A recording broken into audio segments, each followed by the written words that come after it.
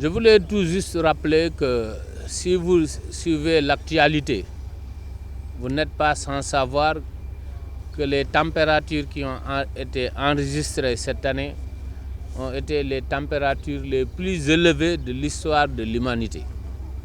Et donc, cela entraîne qu'il y a une autre façon d'utiliser l'électricité.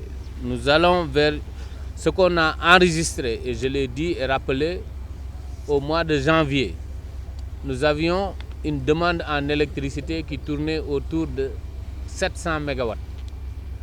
Au mois d'octobre, nous avons enregistré 1050 MW de demande, ce qui fait une hausse de 50% de la demande. Ce n'est pas de la production, mais 50% de la demande. Donc, ce que les clients ont consommé.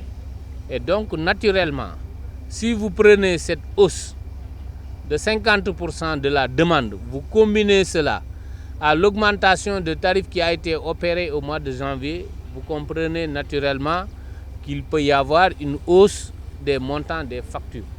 Il n'y a que cela, mais au mois d'octobre, il n'y a pas eu de modification de tarifs.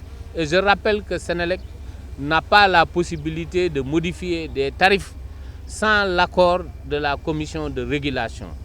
Et ce que je voudrais préciser à l'endroit de nos clients, c'est que si vous voulez vous rendre compte si les tarifs ont été modifiés ou non, prenez deux factures de mois différents, les tarifs sont indiqués. Si vous regardez les tarifs qui ont été appliqués sont différents, là en ce moment vous pouvez parler de modification. Mais sans cela, il n'y a pas de modification et Senelec ne peut pas se donner ce loisir-là parce que Senelec est une entreprise régulée.